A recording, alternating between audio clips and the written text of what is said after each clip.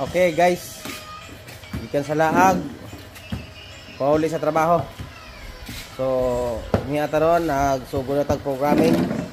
So duha ka monitor atong igamit mga idol tungod kay duha mi katabang ko kay nag-set up taron og kinakusgang set up. No, kini siya. Ako ni, labi mga blower oh. Nya duha ang kaning usay may tao ni si Pedo. Duha. Tapos kani convert ko ni mga idol, kani. Imo ko ni siya ang libre QS. Libre QS na kani nga XP. Kani. Tapos kani hindi limo ko ni siya og server. Okay.